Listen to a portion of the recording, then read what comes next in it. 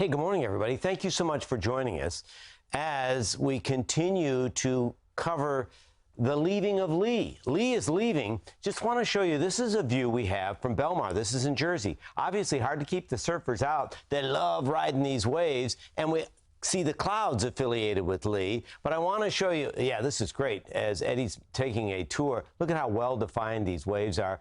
Hard to keep the surfers out. You're going to get in trouble if you go in. You could go swimming in this. You could get not only a fine, but you're putting your life in jeopardy not being modeling there. There's a lot of energy still affiliated with Lee. Another way to tell that tale, look at this. Adding the wind to this, as this storm still is packing hurricane force winds and bringing lots of rain, copious amounts of rain into parts of New England. In our area, not a rainmaker really at all. Still a wind maker and a wave maker. And you can see the clouds. The clouds are backing in to New Jersey. Want to take a trip out to Southampton. First off, we see a little bit of moisture there, definitely more in the way of cloud cover, but it's the energy of the storm and what that means for the East End that we want to talk about right now with my good friend and hard-working colleague, Jennifer McLogan. Jennifer, what's going on right now out there?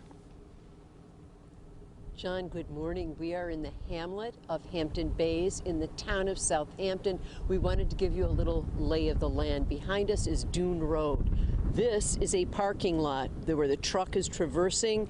It's already getting to be high tide, coming in at 9 o'clock, so you can see flooding beginning, and Dune Road is definitely have several inches of water, should be about a foot fairly soon. Commercial fishing vessels you see have pulled in. The men and women on the boats that we spoke to said that they may not be going back out until about Wednesday. Here's a good showing of a dune here. We see that this has not been breached at all at this point. And behind us, this is the Shinnecock Canal, a very, very famous canal. This is a beautiful bay, Shinnecock Bay, and the canal the inlet takes us from the bay through the inlet and back out into the water. This is the camping section across that is part of the town of Southampton, and the campers were told to beware of what could be coming and to be prepared to leave, and they have been staying put because the waves did not overreach the inlet there. There's some fisher people out in this direction, and the surfers were out and they've come back and forth, and we could see them back out again this morning. The inlet there gets a little bit slippery, and there's a lot of moss on that, so these fisher people have to be careful. But it's really a beautiful scene. You look out in this direction, of course, that's East Hampton direction. This is now West Hampton direction, and you see a beautiful, magnificent scenery here. And the biggest problem we're waiting for now is the possibility of erosion. And that's what all these hurricane fences are up for. We're keeping our fingers crossed that we're not getting the erosion. And right now, this is the direction of West Hampton, so all the village mayors up and down the whole area we've been speaking to, and they're on alert, but they're feeling good because they think that this hurricane Lee, which is now Lee, has passed us. John? And you know, Jennifer, thank you for keeping us up to date on Quag. I know Quag had some issues with flooding, but also in your other reporting, you put it into perspective because you talk to a guy who owns a restaurant. Sometimes this can be good for business, and it's hard to keep surfers away. It's always the delicate balance of kind of reconciling safety with just people want to come out and see how beautiful these storms can be, right? So true. The town kept monitors all along Dune Road, and when it got shallow enough, they allowed the people to come slowly down the road, and that's why some of these establishments across the way were able to open. One did not, but several did. Some men just here watching the scene and the sights, another woman bringing her dog out.